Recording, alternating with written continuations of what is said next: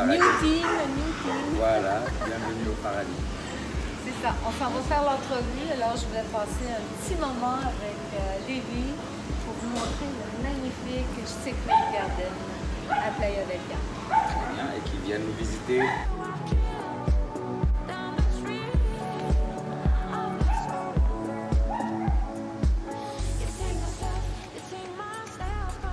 Listo.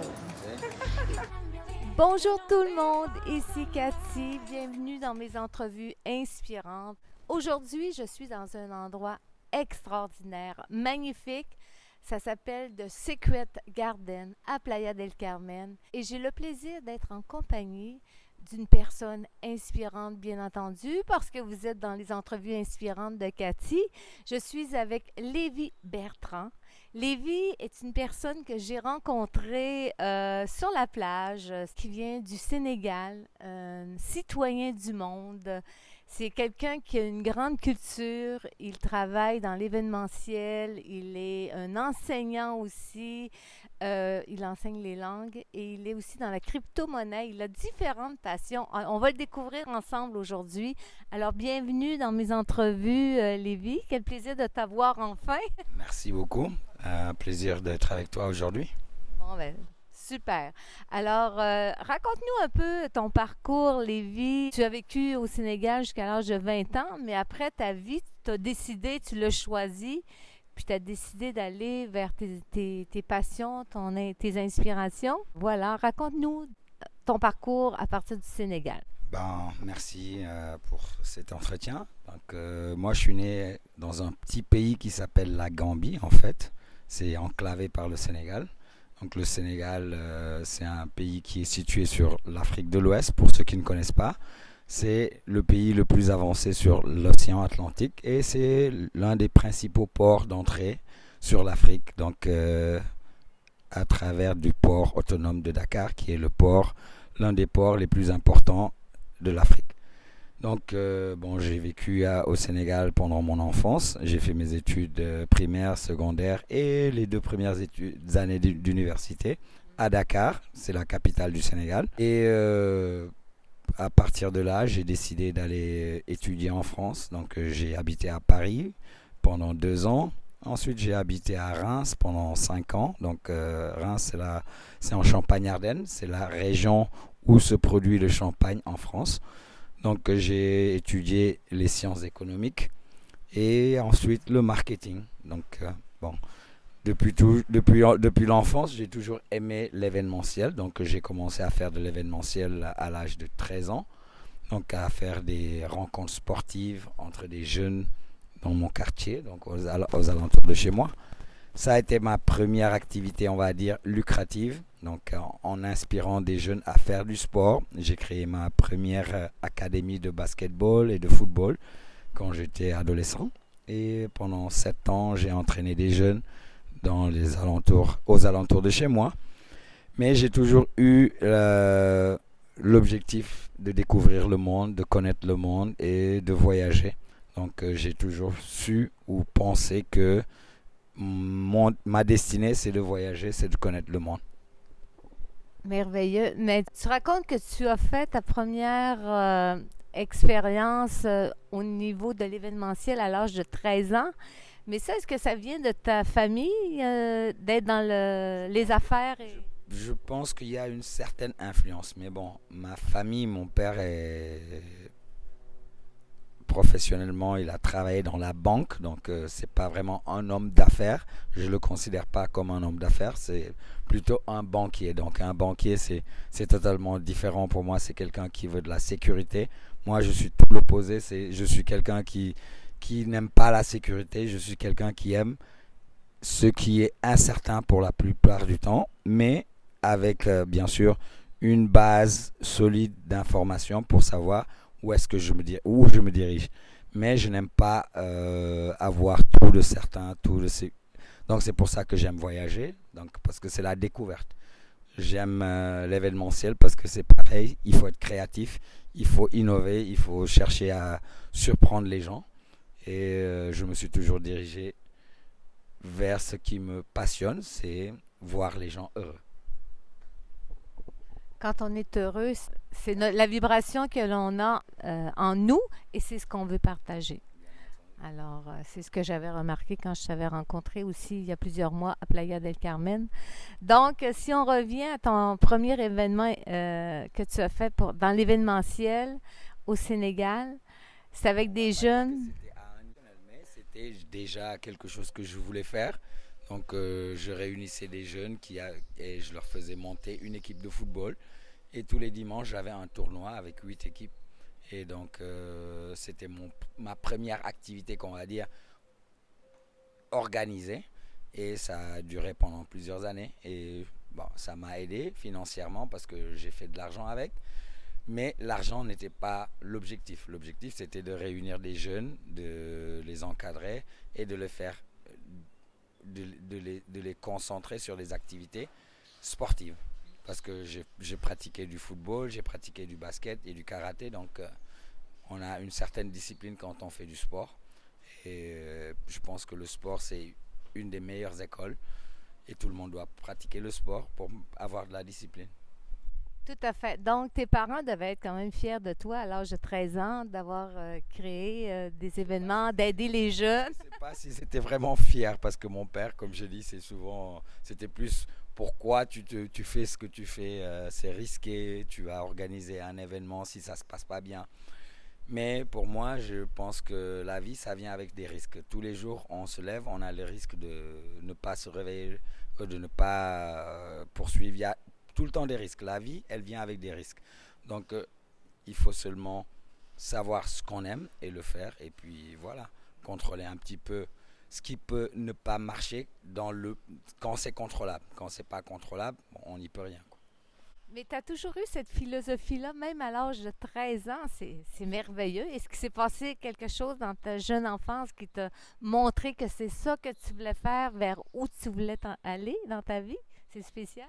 Ben, je pense que souvent on a différentes personnalités. Donc, dès l'enfance, moi je donne des classes à des enfants, on peut identifier les talents des gens. On peut identifier si c'est des personnes qui sont des suiveurs ou c'est des personnes qui sont des leaders. Donc, quand on est leader, en général, on a beaucoup plus d'initiative. On a moins de crainte à faire des erreurs. On accepte beaucoup plus de faire des erreurs. On comprend que la vie, ça vient avec les erreurs. On ne peut pas vivre une vie sans faire d'erreurs. Donc, je pense que plus que, plus que ça, bon, je pense que c'est le plus important. C'est de savoir que si on veut faire quelque chose, on doit être conscient qu'il y aura toujours des risques, qu'il y aura toujours des possibilités de faire des erreurs, mais la perception de l'erreur, c'est ce qui fait la différence. Donc, une erreur, elle est là pour t'enseigner quelque chose, elle est là pour te révéler un sentier que tu ne connais pas. Et bien sûr, il y a toujours l'aventure, il y a toujours les questionnements, il y a toujours des doutes, mais il ne faut pas se laisser apprivoiser par les doutes, il faut apprivoiser le doute. Ça fait partie des leaders de vivre avec ce feeling des doutes. Est-ce que c'est le bon choix et tout? Exact. Mais c'est ce qui nous apprend à être plus forts. Ça nous amène à acquérir de la sagesse, de la résilience, puis à pouvoir continuer à cheminer dans des projets qui nous passionnent et nous inspirent. C'est merveilleux. Alors, tu as quitté le Sénégal à l'âge de 20 ans. Tu as étudié à Paris, à Reims, Champagne-Ardenne. Puis, tu es venu en vacances au Mexique, puis tu es tombé falling in love with the Mexique. En fait, mon parcours est un petit peu plus tortueux que ça. Donc, après mes études en France, j'ai commencé à travailler en Allemagne, plus ou moins avec une entreprise en Allemagne. Donc, j'ai vécu pendant un an à Stuttgart, en Allemagne, et j'ai beaucoup aimé. Mais bon, c'était pas le pays de mes rêves. Donc, je suis allé aux États-Unis, je suis allé à New York. Je me suis rendu compte que c'était pas le lieu qui allait avec ma personnalité. C'était pas le lieu où je voulais être. Je suis allé à Los Angeles parce que ma maman, elle habite à Los Angeles depuis plus de 30 ans. Mes frères sont nés aux États-Unis, ils ont grandi aux États-Unis, donc ils sont citoyens des États-Unis. Et j'ai décidé d'aller passer du temps avec eux. Mais quand je suis arrivé aux États-Unis, donc j'ai connu des amis qui habitaient au Mexique qui m'ont invité à passer des vacances chez eux, une semaine. En fait, on s'est rencontrés sur la plage, c'était pas mes amis. On s'est rencontrés sur Venice Beach à Los Angeles et on a sympathisé. Donc, ils m'ont dit qu'ils habitaient au Mexique, ils étaient français. Et donc, j'ai décidé de passer une semaine au Mexique. Et quand je suis arrivé au Mexique, ça m'a plu. Donc, j'ai fait la balance, retourner en France ou rester au Mexique. J'ai décidé de rester au Mexique parce que j'ai plus senti le feeling avec le Mexique qu'avec la France. Donc, je pense que c'est le lieu où j'étais prédestiné à vivre plus longtemps. Comme on dit, il n'y a pas de hasard, il y a seulement des rendez-vous. Les personnes que tu as rencontrées sur la plage t'ont guidé vers ton pays d'adoption, si on peut dire. C'est mon pays d'adoption. J'ai des enfants au Mexique. J'ai 2 enfants. Et tout ce que je fais depuis pratiquement 15 ans, je le fais au Mexique. Donc j'ai vécu dans différentes parties du Mexique, au nord du Mexique, à Mexico, à Morelos, à Cancún et présentement à Playa del Carmen. Playa del Carmen, ça fait quelques années déjà, je crois. 1 an et 2 mois. Parce que Playa del Carmen, on vient vivre ici, on dirait que c'est comme un appel parce que l'énergie est vraiment forte ici.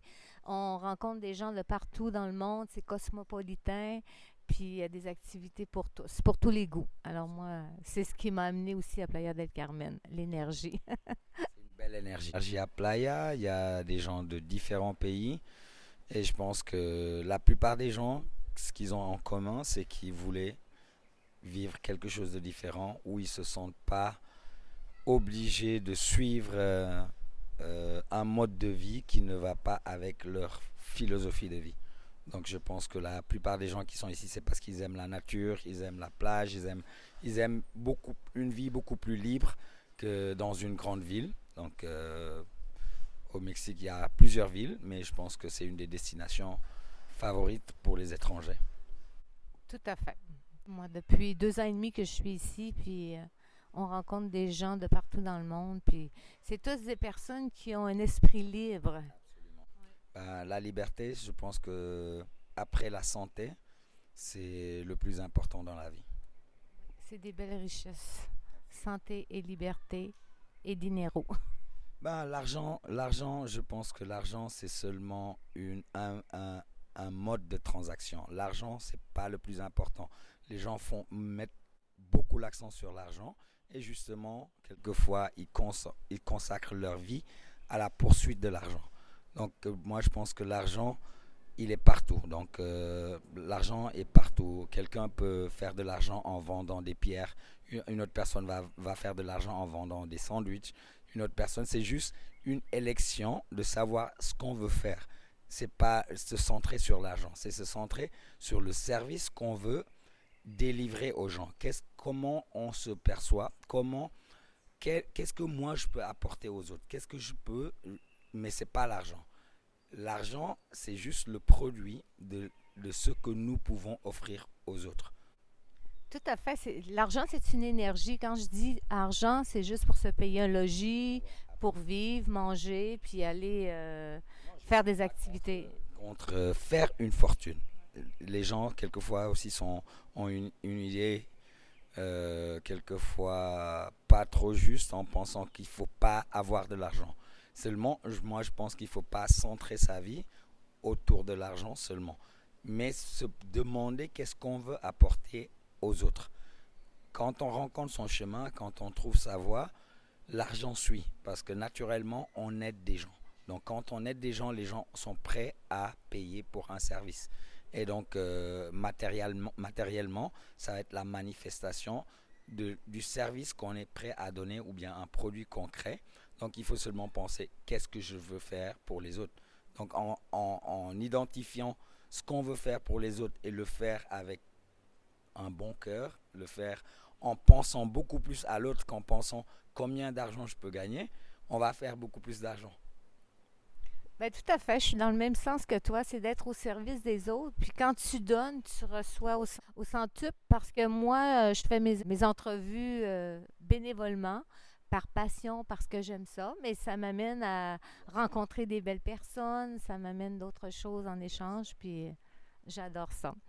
Alors, si on continue avec ton parcours qui m'intéresse vraiment, parce que tu as une vie qui sort de l'ordinaire, c'est pas tout le monde qui a eu une vie comme toi, tu as voyagé dans plein de pays, puis tu t'es installé au Mexique. Comme je voulais dire tantôt, tu as comme le don de soi, le service aux autres. Donc, tu as plusieurs projets ici au Mexique, tels que l'enseignement, la crypto-monnaie. Alors, qu'est-ce qui a commencé en premier? C'est-tu l'enseignement? J'ai commencé au Mexique à donner des classes pour un centre de langue. Donc, parce qu'en fait, j'ai commencé à sortir avec une fille mexicaine. Donc, j'avais pas prévu de vivre au Mexique, sinon que de connaître et de voir si c'était le lieu où je voulais m'installer. Donc, j'ai commencé à donner des classes de langue dans un centre de langue pendant 1 an. Et j'ai découvert par là que j'aimais beaucoup donner des classes. Et les gens ont commencé à me demander des classes privées. Donc, parce qu'en fait, ma méthodologie de travail, elle est très différente de la méthodologie employée par les écoles. Elle est basée sur le besoin immédiat de la personne et donc c'est très personnalisé. Donc généralement j'ai de très bons résultats avec les personnes parce que souvent les gens n'ont pas trop la patience pour apprendre. Donc ils veulent pas apprendre sur 3 ans, sur 4 ans, même si tout ce qu'on veut faire dans la vie, il faut avoir un petit peu de patience et surtout quand on apprend, on doit être prêt à passer du temps donc sur le chemin de l'apprentissage. Donc j'ai commencé par donner des classes privées et ensuite j'ai commencé à faire de l'événementiel de nouveau au Mexique en faisant des événements de mode, des défilés de mode. J'ai créé un événement de beauté qui s'appelait Belleza Latina. Donc j'ai fait un événement qui s'appelait Fashion Night. Donc j'ai grandi un petit peu mes événements jusqu'à arriver à un festival. J'ai fait un festival gastronomique. Donc je suis arrivé à avoir 9000 personnes à mon festival. Et une chose menant à l'autre, je suis arrivé à l'immobilier, donc où je suis actuellement en train de faire des projets de développement immobilier au Mexique, mais qui sont très attachés à la crypto-monnaie. Mais je t'écoute parler, puis c'est vraiment inspirant. Tu sais, quand tu parles de tes événements, tu as fait différents styles d'événements, mais jusqu'à la mode, la nourriture, les Ah, c'est festivals ce que de j'aime. beau. Généralement, mes événements sont basés un petit peu sur mes goûts personnels. À un certain moment dans ma vie, j'étais un petit peu plus passionné par la mode. Donc, j'habitais en France. C'était le début de Fashion TV. Donc, j'étais un peu plus orienté vers la mode. Donc, mes événements étaient centrés sur la mode, la musique et la gastronomie. Un peu plus tard, donc j'ai commencé à me centrer beaucoup plus sur la gastronomie parce que je pense que la gastronomie, c'est un moyen d'échange culturel. On n'a pas besoin de savoir parler une langue pour pouvoir manger, donc, ou pour pouvoir savourer un plat. Donc, on a juste besoin de le savourer. Donc, je pense que c'est la gastronomie, c'est un moyen de communication international et qui n'a pas besoin nécessairement de mots, sinon que les gens soient prêts à goûter. Et encore, on y va, c'est la découverte, c'est l'aventure. Donc, c'est des saveurs qui sont totalement différentes d'un coin du monde à l'autre. Donc, j'ai créé un festival qui s'appelle Sabores del Mundo avec l'objectif de vulgariser un petit peu la diversité culinaire et offrir aux gens une opportunité de goûter à des plats qu'ils n'ont jamais goûté de leur vie. Et ce festival-là a eu lieu l'été dernier, ça fait un an. Cette année, j'ai arrêté de l'organiser il y a quelques années. Donc, je l'ai organisé pendant 3 ans dans le nord du Mexique, précisément à Tijuana. Et ensuite, j'ai décidé de changer, de faire quelque chose de plus structurel. Donc, j'ai commencé à chercher un terrain pour faire un lieu d'événements massifs.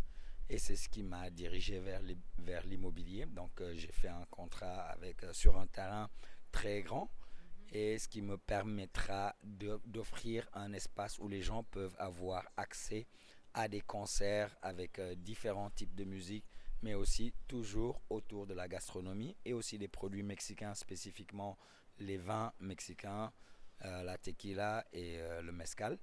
Et donc actuellement, je travaille autour de ce concept qui réunit un petit peu mes expériences professionnelles. En France, j'ai travaillé principalement avec des maisons de vin, plutôt des maisons de champagne, parce que j'étais dans la région de Champagne-Ardenne. Donc, c'était beaucoup plus facile de travailler avec une maison de champagne que de trouver une autre industrie.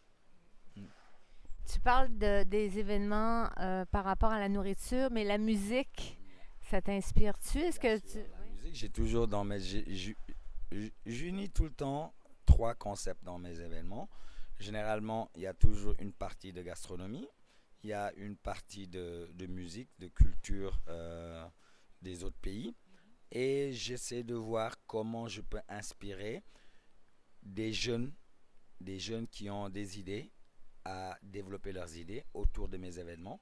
Et durant les événements, j'offre des espaces pour que les jeunes qui ont du talent, mais qui n'ont pas nécessairement les moyens de se faire connaître, d'avoir une possibilité de se faire voir, de se faire connaître et de se faire identifier, de se faire remarquer et de gagner de l'expérience. C'est merveilleux. C'est que tu vas vers tes passions tout en aidant des gens aussi à se faire découvrir. Je pense qu'on est tous liés, on est tous reliés, on a tous besoin des uns des autres. On ne peut pas vivre indépendant, autonome, sans aide d'autres personnes. On est là où on est parce qu'on a eu des personnes qui nous ont aidés. Donc, c'est à notre tour, on doit étendre notre main vers d'autres personnes qui peuvent bénéficier de notre expérience, de notre expertise ou bien de notre talent simplement. Donner au suivant. Alors, tu donnes au suivant par rapport à tes événements. Et la même chose aussi au niveau de tes enseignements. Tu enseignes trois langues, l'anglais, le français et l'espagnol. Ça, c'est un peu le don de soi aussi. Tu veux que les gens performent puis que puissent parler différentes langues. Je pense que c'est très important. Les langues sont très importantes pour que les personnes puissent se comprendre, puissent communiquer. Si c'est des personnes qui sont de cultures différentes, essayer de s'entendre et ne pas se laisser manipuler par l'idée préconçue ou bien les préjugés. Parce que j'ai vécu les préjugés, je sais ce que c'est quand les gens te regardent et ils ont une perception mais qui est très loin de la réalité. Donc, et je pense que un des facteurs les plus importants qui fait que les gens ne se comprennent pas, c'est parce qu'ils ne peuvent pas communiquer simplement, ils ne comprennent pas l'autre personne. Donc, je pense que l'espagnol, l'anglais et le français actuellement sont des langues qui sont très vulgarisées et qui sont parlées un petit peu dans les différents coins du monde. Et je pense que si les gens arrivent à se communiquer, donc on peut développer de meilleures relations humaines, on peut développer beaucoup plus d'opportunités pour d'autres personnes et s'entendre et comprendre qu'en fin de compte, on est tous humains. On n'est pas né, personne n'a décidé personne ne décide où il est né, mais on peut décider où on veut vivre. Mais à travers la communication, on peut avoir beaucoup plus de choix. Donc si on domine trois langues, on a beaucoup plus d'ouverture sur le monde.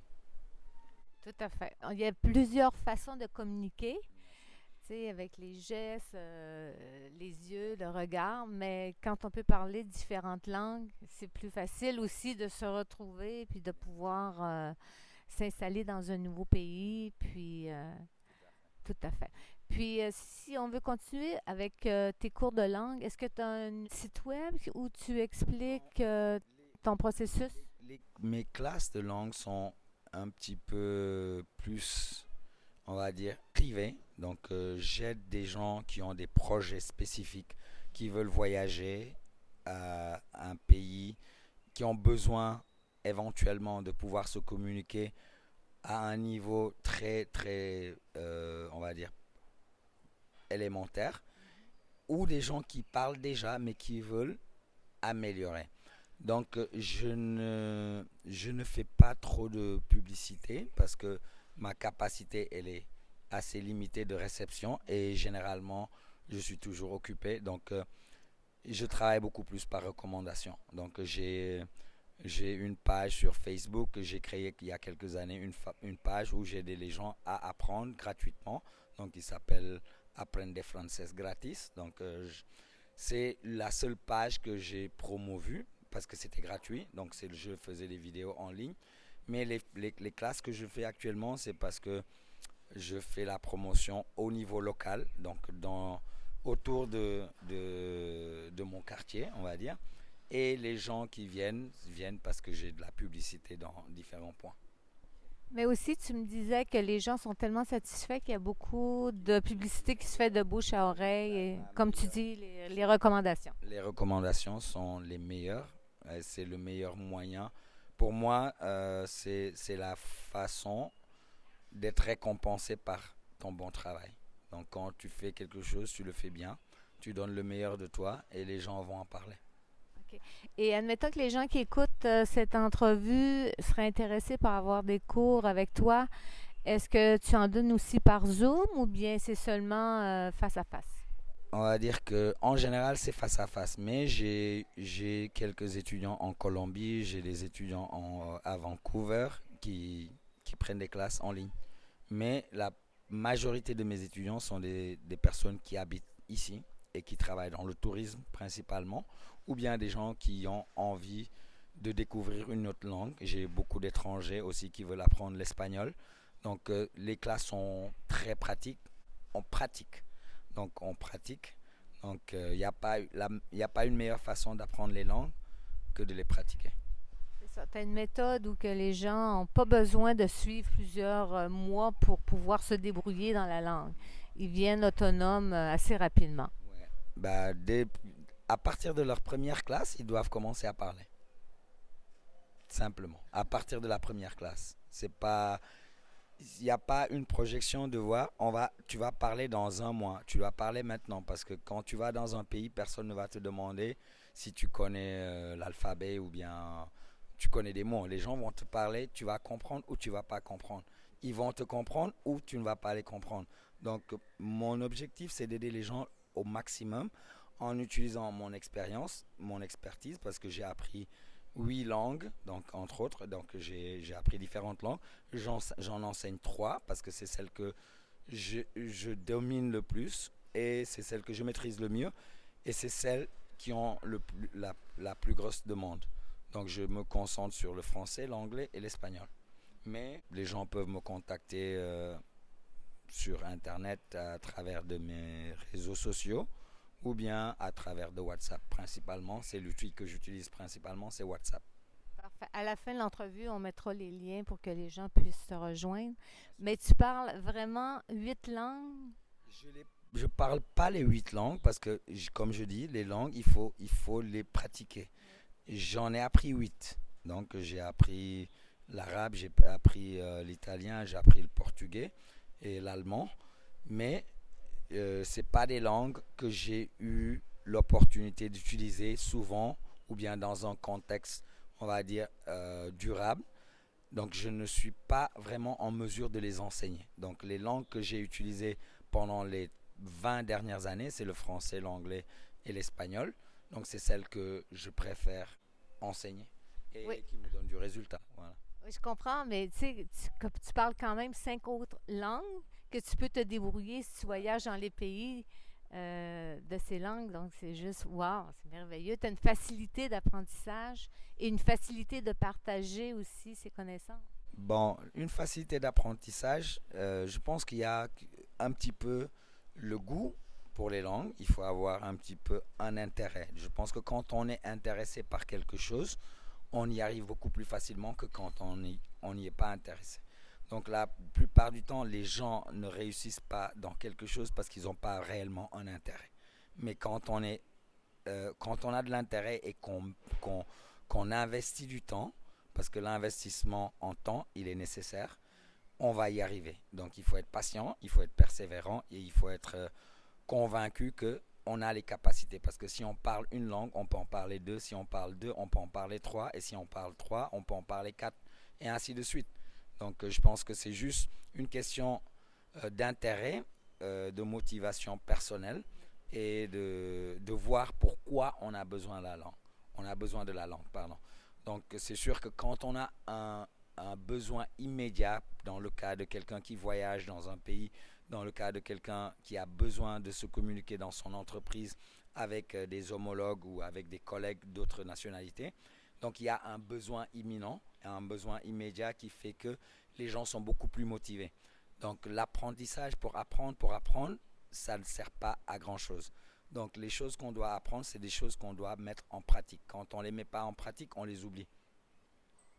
Tout à fait. Ça prend un bon objectif, puis ça prend un why, comme ils disent, un pourquoi. Le pourquoi. Toujours, il faut se demander le pourquoi. Le pourquoi, c'est ce qui nous motive, c'est ce qui nous impulse. Donc, quand on sait pourquoi on veut les choses, c'est beaucoup plus facile d'y arriver. C'est pas comment. Le comment, il va arriver tout seul. Mais le pourquoi si la raison elle est suffisamment importante ou suffisamment intéressante pour nous, on va y arriver. On devrait y arriver. Mais toi, le fait de donner des cours de langue comme ça, c'est une passion d'enseignement ou d'aide? C'est ça ton pourquoi? Ben, mon pourquoi, c'est parce que, comme je dis, moi je me considère un citoyen du monde. Donc, comme citoyen du monde, je pense que on doit pouvoir se communiquer dans différentes langues. Ok?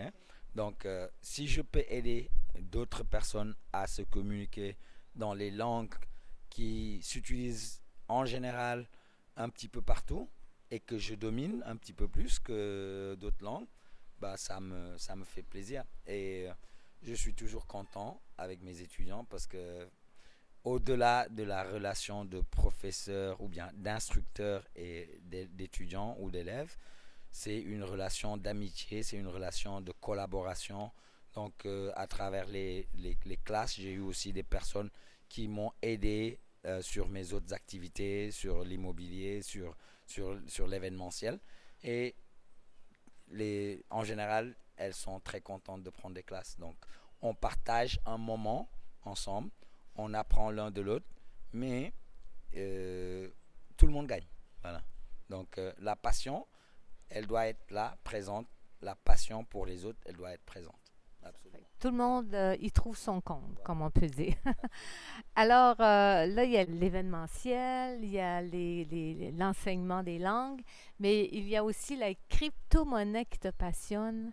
Raconte-nous qu'est-ce que tu fais par rapport à la crypto-monnaie. Parce que là, ici, on est au Garden Secret, ou Secret Garden. Et vendredi dernier, on a eu un événement de crypto ici. C'était fabuleux, on va parler français, avec les chandelles, la lumière, la musique. C'était vraiment extraordinaire comme soirée dans un endroit magique. Puis tes événements de crypto, c'est toujours dans des endroits qui sont spéciaux aussi comme ça. Oui, la crypto pour moi, c'est un synonyme de la liberté. Donc, j'essaie de vivre une vie alignée sur mes valeurs. Donc, mes valeurs, c'est la fraternité, c'est la liberté principalement. C'est la possibilité de pouvoir échanger de la valeur sans limite géographique. Donc, pour moi, la crypto, c'est synonyme de freedom, de liberté, d'échange, de la possibilité de pouvoir travailler, collaborer avec des personnes au-delà des frontières où je suis et de pouvoir, de ne pas dépendre d'une troisième d'un tiers, on va dire, pour pouvoir le faire. Donc aujourd'hui, je peux travailler avec des personnes à l'autre bout du monde et j'ai pas besoin d'une banque. Donc parce que je peux utiliser la crypto. Donc je Il n'y a pense pas que d'excuse, mais il n'y a pas de problème de taux de change avec la crypto. non, il n'y a pas de problème de taux de change parce que un Bitcoin, ça reste un Bitcoin au Mexique, ça reste un Bitcoin au Zaïre, ça reste un Bitcoin au Canada. Donc un Bitcoin reste un Bitcoin, un Ethereum reste un Ethereum. Et voilà, donc je pense que j'organise des événements souvent parce que je veux aider les personnes à mieux comprendre et ne pas penser comme actuellement c'est la tendance, beaucoup de personnes qui veulent penser à la crypto comme je vais faire de l'argent avec de la crypto. La crypto n'a pas été créée comme un investissement. Ça a été créé comme un moyen d'échange, de transaction qui facilite aux gens la possibilité de pouvoir envoyer ou recevoir de l'argent à travers Internet et de ne pas avoir besoin d'un tiers et d'éviter des commissions astronomiques comme c'est le cas avec les entreprises qui normalement font ce type de transactions dans l'économie ancienne. Donc dans cette nouvelle économie, c'est une économie qui est décentralisée, c'est une économie qui n'a pas de limites, c'est une économie qui n'a pas de frontières, c'est une économie qui unit des gens qui cherchent de la valeur pour l'humanité. C'est pas de la valeur pour une entreprise. Donc c'est pour ça que je suis passionné par la crypto. Je suis passionné pour ce que ça représente comme valeur, ce que ça représente comme changement, comme un mode de vie. C'est un mode de vie. C'est pour les personnes qui voyagent, pour les personnes qui aiment découvrir le monde, c'est un outil fantastique. Pour les entreprises qui veulent faire des affaires au-delà de leurs frontières, c'est une merveille. Il faut connaître, il faut s'y connaître, il faut apprendre, il faut savoir que on est dans une phase de début, on va dire. C'est comme l'Internet il y a 30 ans. Les gens ne savaient pas à quoi ça allait servir. Et donc les gens disaient, j'ai pas besoin d'Internet, moi j'ai un fax. Parce qu'ils n'avaient pas compris ce que c'était l'Internet. Aujourd'hui, il n'y a pas un coin du monde où ils n'ont pas besoin d'Internet. Et la crypto, c'est l'évolution naturelle de la technologie financière. Donc, si les gens aujourd'hui achètent des produits en ligne, pourquoi l'argent ne devrait pas être dématérialisé et pouvoir circuler librement? C'est parce qu'il y a des intérêts qui ne sont pas, bien sûr, intéressés par ça, mais le monde est devenu un petit village global sur Internet. Donc, la crypto, c'est le futur, c'est le présent et c'est le futur. Mais il y en a beaucoup qui sont pas pour la crypto, qui veulent garder l'argent papier. C'est comme quelqu'un qui me dirait, moi je veux maintenir mon fax ou bien je veux continuer à voyager à cheval. Il est libre de le faire. Il va prendre plus de temps et il va certainement à un certain moment, il peut le faire. Ça ne veut pas dire que la monnaie fiat ne va pas ne va pas continuer, mais l'histoire a démontré que toutes les monnaies fiat qui ont existé ont échoué. Donc, il n'y a pas une exception. Donc, ça prend du temps, mais si les gens étudient la finance, étudient l'histoire de l'argent, de la monnaie en tant que telle, ils verront que il y a eu différents types de monnaies et souvent l'évolution, la technologie a permis de changer d'un type de monnaie, on va dire, à un autre. Donc aujourd'hui, c'est la crypto, que les gens le veuillent ou qu'ils ne le veuillent pas. Ce qui est important, c'est que ça existe et que ça va continuer. Et l'adoption est massive. Le taux d'adoption de la crypto est de 118% annuel. Ça veut dire que chaque année, il y a le double d'utilisateurs de crypto. L'année dernière, avant la pandémie, il y avait 140 millions d'utilisateurs ou bien de wallets.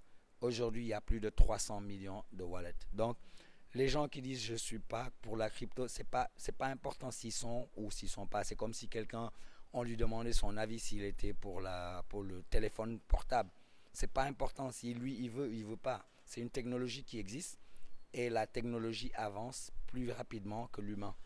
Et la technologie va continuer à se développer. Donc les gens disent moi je suis contre ou je suis pour, c'est pas relevant. Ce qui est relevant, c'est quels sont les problèmes que ces technologies viennent solutionner. Et donc, il y a des problèmes réels au niveau de la finance. Les banques ont démontré leurs limites. Et c'est pour ça que la crypto est née. Et ça va continuer. La finance, c'est un monde qui va continuer à évolutionner, qui va continuer à se développer. Et il y aura des gens qui vont venir avec des idées. Il y aura des projets qui ne vont pas fonctionner. Mais l'essence de la crypto, c'est une essence qui est évolutionniste et ça va continuer à évolutionner. Que les gens aiment ou qu'ils n'aiment pas, c'est pas important. Ça fait comme plusieurs années, la crypto? Ça fait combien d'années? 14 ans, ça fait 14 ans. Donc la première crypto est née en 2009, c'est Bitcoin. Et Ethereum a commencé en 2014. Mais il y a actuellement plus de 20 000 projets de crypto. Mais la crypto-monnaie la plus reconnue, la plus utilisée dans le monde, c'est Bitcoin. Tout à fait. Et toi, est-ce que tu as commencé dans les débuts de la crypto en 2009 ou c'est par la suite que tu as Non, entendu parler de ça? moi j'ai écouté parler de la crypto pour la première fois en 2012.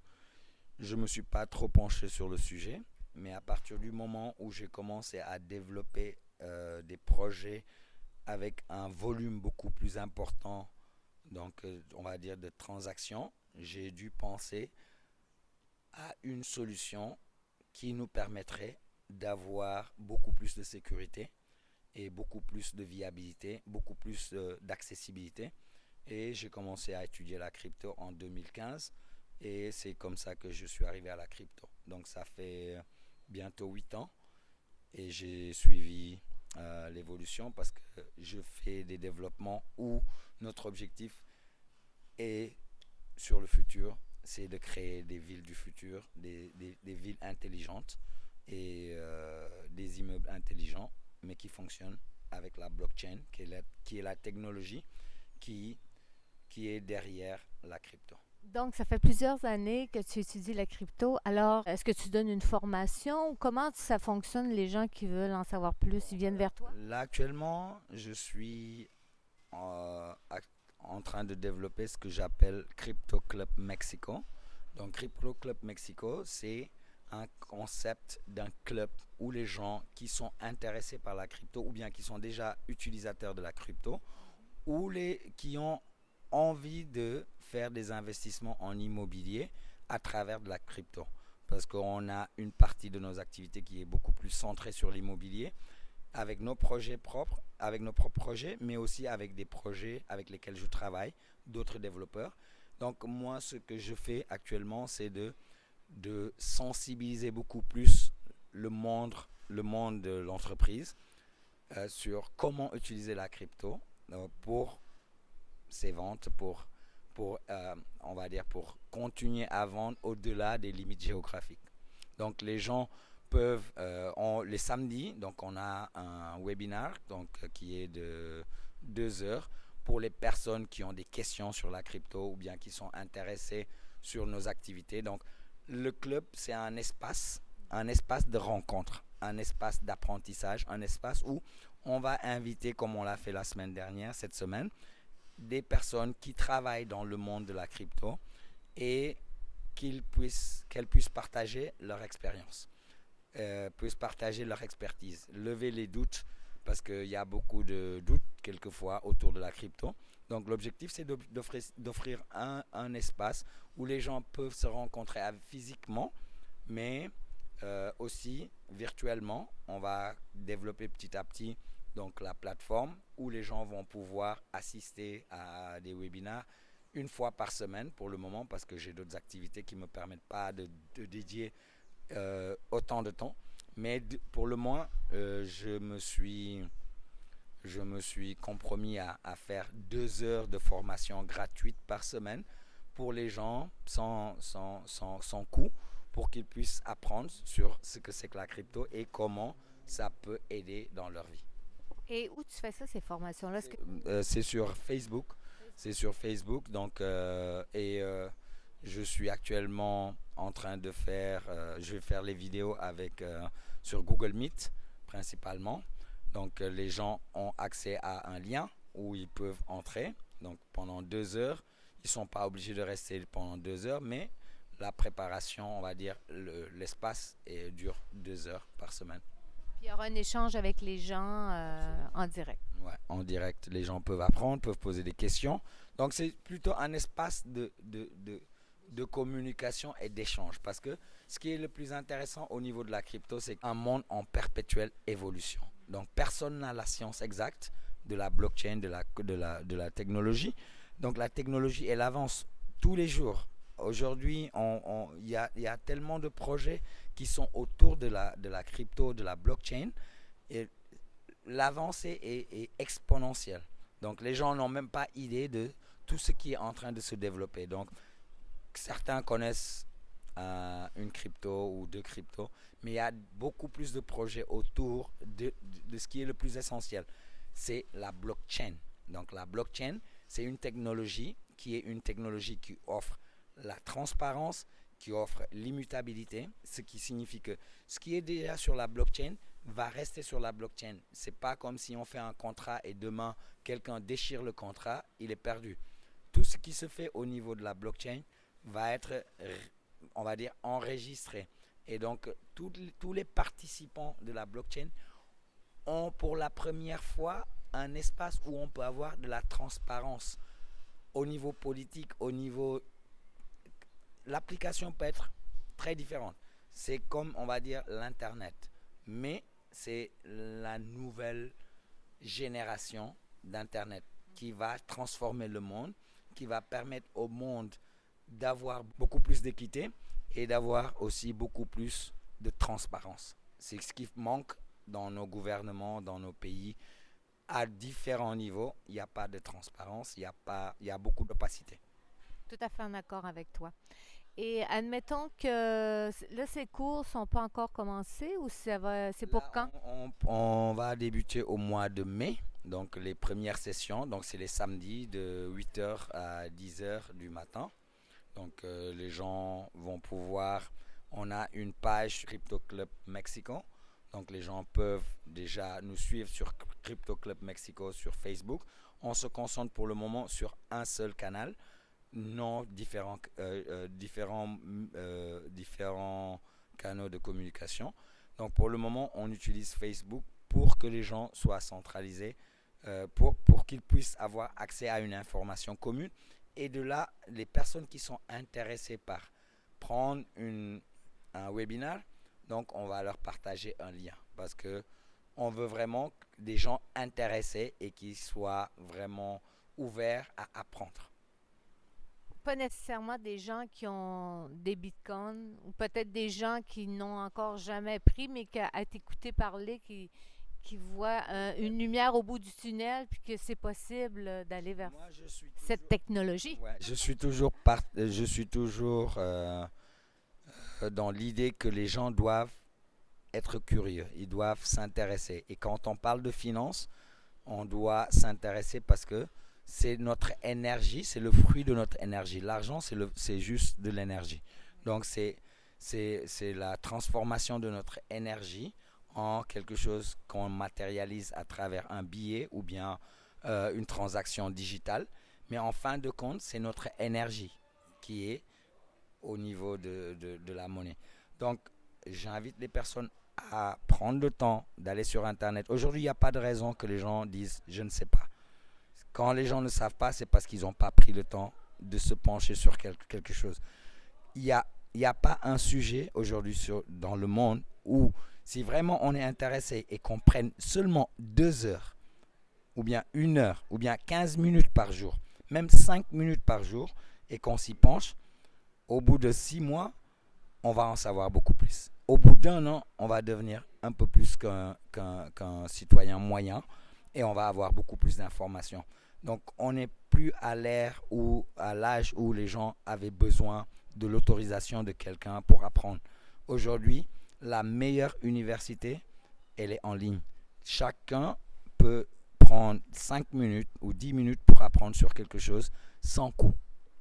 Tout à fait, c'est les avantages et la magie de l'Internet, de la technologie. Et donc, on peut pas dire non à l'avancée technologique. C'est l'avancée humaine. Donc, c'est comme si on disait, bon, on veut rester à l'âge de Néandertal. Donc, c'est pas possible. Le monde évolue et l'être humain est doté d'énormes capacités et il y aura toujours des gens qui vont venir avec des idées nouvelles. Donc, il y a un temps d'adaptation, il y a un temps d'adaptation, pardon, il y a un temps d'adoption, mais la technologie finit par vaincre. Tout à fait. Ne pas se laisser bercer seulement parce que les médias vont dire, parce que souvent, c'est pas la vraie chose. Non, moi je pense que chacun aujourd'hui est libre de chercher l'information à la source et d'aller vraiment vers des autorités. Quand je parle d'autorité de gens qui ont l'expertise, qui ont l'expérience. C'est pas un journaliste qui va nécessairement vous donner l'information correcte. Les gens peuvent aller chercher de l'information comparée et voir ce qui est convenant pour eux, ce qui est juste et ce qui a du sens. Donc aujourd'hui, ce n'est pas quelqu'un qui a la totalité du savoir.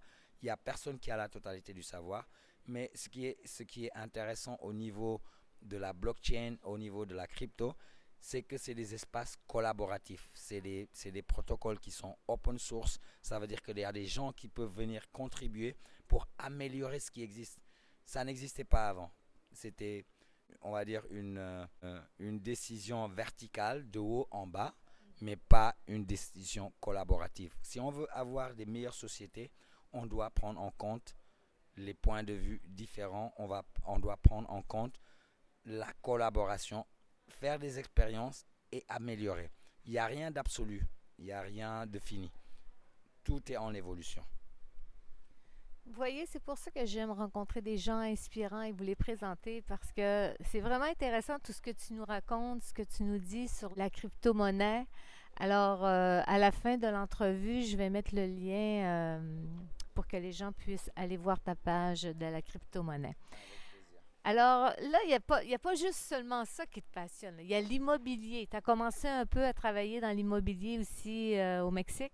Ouais. J'ai commencé ma première expérience dans l'immobilier, ça a été avec une entreprise qui a fait des immeubles dans la ville où j'habitais avant, à Tijuana. Et pour l'événementiel, donc ils m'ont invité à collaborer avec eux. Donc j'ai organisé l'inauguration de leur tour, de leur première tour. Et ensuite j'ai commencé à travailler pour faire du marketing pour eux, pour amener des investisseurs étrangers à investir sur leurs projets. Donc maintenant je suis en train de faire des projets qui sont des projets personnels, donc qui sont liés à l'événementiel. Parce qu'au début, j'ai décidé de faire un espace où je pourrais être beaucoup plus libre de développer mes événements, mais à une autre échelle. Donc, parce que c'est toujours évolué. Donc, le monde, c'est une évolution perpétuelle. Donc, on n'est jamais la même personne que celle qui s'est réveillée le matin. Dans l'absolu, on change. On ne se rend pas compte, mais on est tout le temps en évolution. L'évolution, elle est permanente. Donc, quand on est entrepreneur, quand on a envie d'apporter sa touche personnelle, d'apporter son expertise, on va toujours chercher des moyens de faire des choses. Donc, l'immobilier, pour moi, c'est un moyen actuellement de créer de nouveaux modèles de ville. Donc, mon projet principal, c'est une ville totalement décentralisée, une ville sans monnaie physique. C'est une ville avec un concept totalement innovateur. C'est une ville avec des loisirs, ou c'est une ville pensée pour, pour que les gens soient heureux. Parce que je pense qu'en définitive, on a tous les mêmes visions, attentes. On veut vivre bien, on veut pouvoir aider des autres personnes, on veut avoir une meilleure qualité de vie, pas nécessairement avoir des millions de dollars, mais vivre une bonne vie, une belle vie. Donc moi, je veux contribuer à ma manière en créant des modèles de petites villes. C'est des villes de loisirs, donc principalement au Mexique. Mais quand tu parles d'une ville de loisirs, c'est une ville où il n'y aura pas d'échange d'argent, ça va être avec de la crypto-monnaie, où les gens vont pouvoir s'entraider, c'est comme des villes paradis. C'est un modèle avec ce que j'appelle une économie soutenable. Donc, soutenable. C'est on va dire, une ville où les gens c'est pas une ville où les gens habitent. En fait, c'est des concepts de ville de loisirs. Donc, c'est des espaces où les gens qui sont associés à cet espace ont accès à des choses qui sont habituellement limitées à des gens privilégiés dans la société.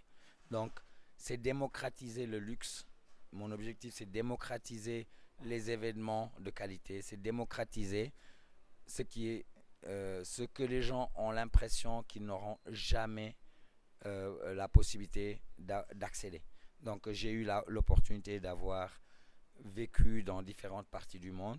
J'ai pu apprendre, j'ai pu collaborer avec beaucoup d'entreprises, beaucoup de marques.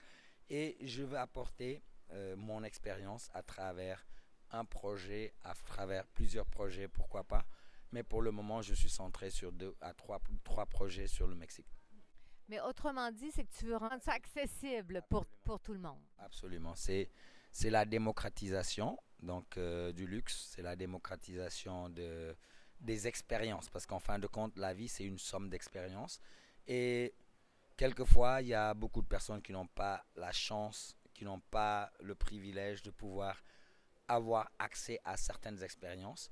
Et donc, nous, on va développer des projets qui permettent à beaucoup de personnes de pouvoir avoir accès à des choses que généralement sont très, très, très, très limitées à un segment de la population. C'est très intéressant. Et si les gens veulent en savoir plus, ils peuvent communiquer avec toi. Est-ce qu'il y avait un site web ou une page Facebook par rapport à l'information? Absolument. Ben, il y a une page de Facebook. Actuellement, moi, j'ai une page principale sur Instagram parce que j'essaie d'avancer sur les différents projets à des étapes très différentes. Mais mon contact de prédilection, c'est WhatsApp parce que c'est un contact direct. Oui, parce qu'au Mexique, c'est beaucoup WhatsApp. C'est merveilleux. Alors, on a appris un peu à te connaître dans cette entrevue. Tu es une personne extrêmement occupée, mais est-ce qu'il te reste du temps pour des loisirs? Bah, le temps, je pense que le temps, c'est pas le problème. C'est l'organisation qui fait défaut aux gens. Le temps, il va rester pareil toute la vie, ça va être 24 heures.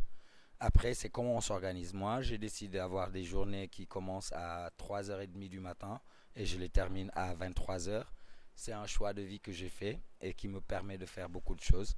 Et je maintiens la discipline pour le faire avec l'exercice, avec le sport. Et je fais les choses qui me passionnent, donc je ne suis pas stressé, je ne me préoccupe pas pour le temps. Parce que le temps, on ne peut pas le changer. Le temps, il est comme il est. C'est nous qui devons nous organiser pour pouvoir faire les choses qui sont importantes pour nous par ordre de priorité dans le temps qu'on a disponible. Tout à fait. Alors, tu organises ton temps selon ce que tu veux faire. Ta journée est programmée d'avance, mais tu n'as pas besoin de beaucoup de sommeil parce que tu es une personne qui s'entraîne à tous les jours, tu te nourris bien. Donc, tu as une méthode de vie qui est très saine, qui te permet de vivre, mettons pas à moitié, là, à grande échelle. Absolument. Je pense que c'est une question de choix de vie. Donc, chacun choisit ce qu'il va faire avec le temps qu'il a de disponible. Il n'y a pas une personne dans ce monde qui peut te dire qu'il a plus de temps que l'autre. On a tous 24 heures. Que ce soit un enfant, un adulte, un entrepreneur, un millionnaire, un multimilliardaire, une personne dans la rue. On a tous 24 heures. Ce qui change, c'est comment on utilise les 24 heures. Donc, c'est les priorités. Donc, avoir les priorités très claires et avoir un style de vie très sain, ça nous aide à pouvoir optimiser le temps. Mais on peut pas changer le temps. Le temps reste pareil pour tous. Savoir choisir ce qui est le mieux pour nous, pour chacun, puis pour améliorer sa vie aussi, parce qu'on ne veut pas stagner, on veut avancer dans la vie. Tout à fait. Il faut toujours penser vers l'avant et toujours viser plus haut, parce que c'est ce qui nous motive, c'est ce qui nous fait. C'est pas l'appât du gain, c'est avoir une meilleure qualité de vie et pouvoir contribuer à d'autres vies. Je pense que ça va beaucoup inspirer des gens, tout ce que tu viens de nous raconter, tes passions, tout ce que tu as comme projet. Est-ce que tu avais autre chose que tu voulais partager aux gens pour les inspirer? Qu'est-ce que tu pourrais dire à une personne qui ne sait pas quoi faire de sa vie aujourd'hui, admettons? C'est de prendre 1 heure et de se couper de tout. Si c'est pas suffisant, prendre 5 heures. Si c'est pas suffisant, prendre 24 heures. Et de s'asseoir avec soi et d'être franc, d'être objectif avec sa vie et de voir pourquoi elle est là où elle est. On est tous là où on est pour les décisions qu'on a prises. Donc, apprendre à prendre de meilleures décisions en quittant les idées de la tête et en les projetant. Donc, quand on projette les idées, on les voit un petit peu plus claires. Donc, on a tous des opportunités, on a tous un talent, on est tous nés avec quelque chose qui peut bénéficier à l'humanité. On a tous quelque chose. Si c'est dormir, ton talent, utilise-le et sois une personne qui va faire des preuves de matelas. Si c'est une personne qui aime faire des bougies, qu'elle fasse des bougies. Mais il faut seulement se souvenir d'une chose. Il y a 3 choses qui sont très fondamentales dans la vie. C'est la santé, c'est le service aux autres et c'est le bonheur. Très beau partage, très beau message que tu dis à mes abonnés. C'est merveilleux. Merci beaucoup. Une autre chose que je voudrais partager, c'est pour les personnes qui ne connaissent pas le Mexique. Moi, je suis un ambassadeur de bonne volonté du Mexique. Je l'appelle le pays de mes rêves. Moi, j'ai une notion de ce que j'appelle the Mexican Dream. Donc, el sueño mexicano. Entonces, j'invite les personnes à connaître, à visiter. Et toutes les personnes qui sont là, de savoir que tout le monde dans la vie passe par des moments difficiles. Il n'y a pas un être humain sur cette planète qui n'est pas passé par des moments difficiles. Donc, quand les gens disent « Ah, je l'ai eu trop dur », c'est parce qu'ils ne savent pas quelqu'un qui est derrière l'a eu encore plus dur. Donc, souviens-toi tout le temps que chaque jour, c'est ton meilleur jour et chaque moment, c'est ton meilleur moment si tu le décides. C'est une décision de vie et après, c'est une discipline de vie. Donc, ce que j'inviterai les personnes qui ont quelquefois des doutes sur leur capacité de se recentrer et d'avoir la confiance en soi d'abord et de savoir que tout est possible et on peut changer nos vies en une seconde, mais il faut le décider. Une seconde. On n'a pas besoin d'une année, on n'a pas besoin de 10 ans. On a besoin d'une décision simple. D'une décision, mais j'ajouterais aussi de faire des actions. Ah oui, la décision, elle mène à l'action. S'il n'y a pas d'action qui suive la décision, il n'y a pas de résultat.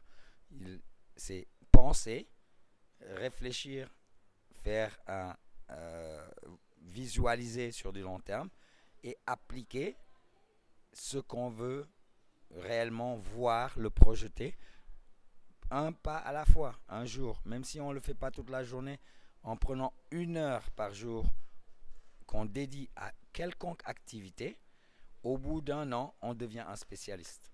Au bout d'1 an, si tu dédies 1 heure à une activité, tu vas en savoir beaucoup plus que la moyenne autour de toi.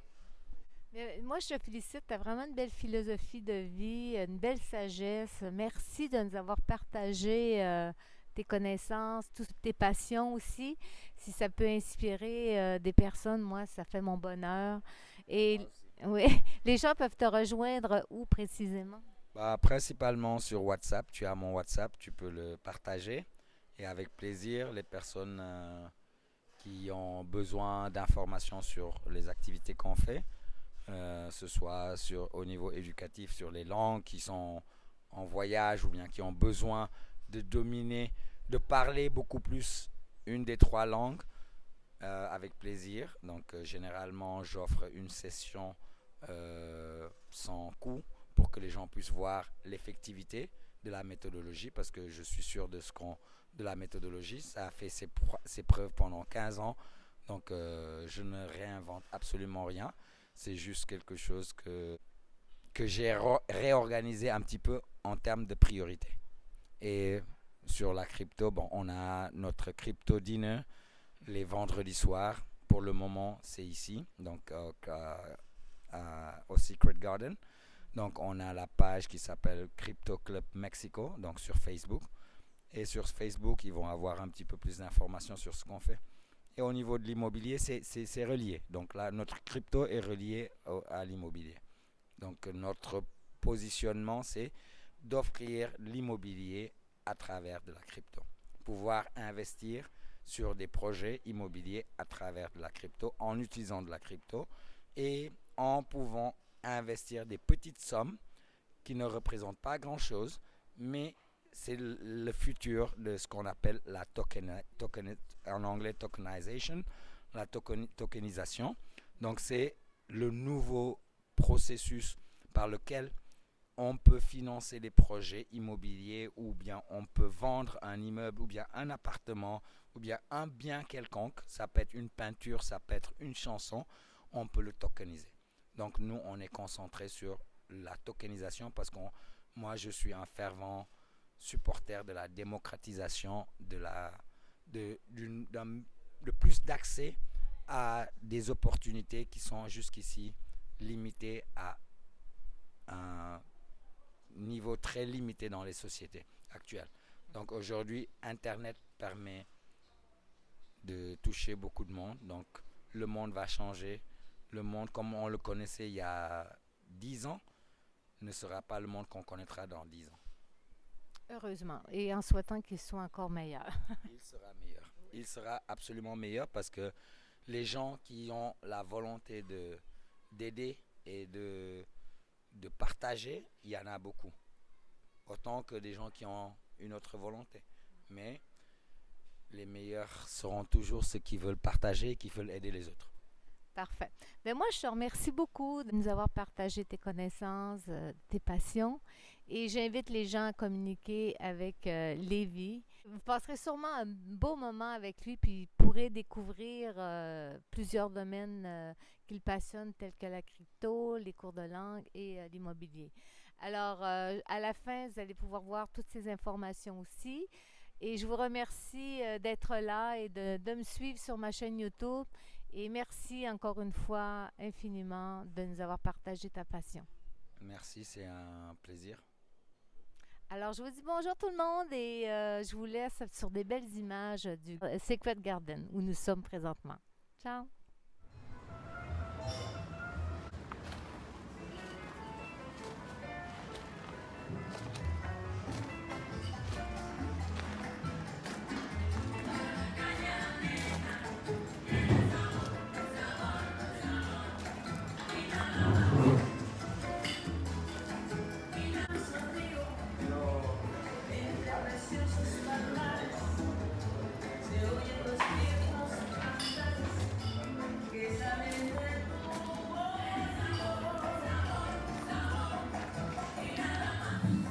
We are.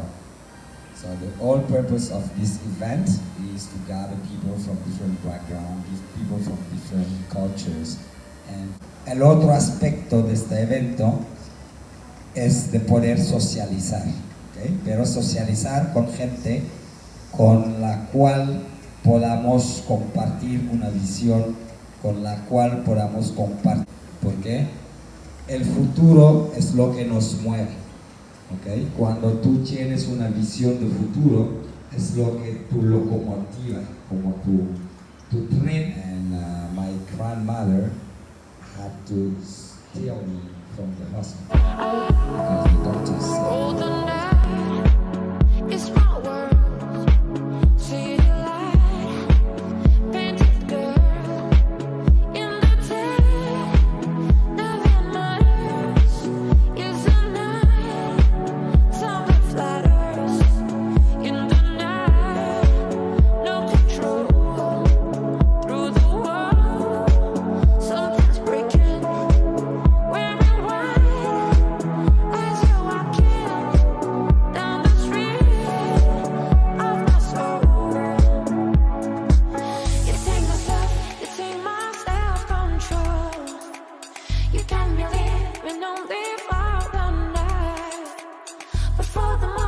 Comes the story is told. You take myself, you take my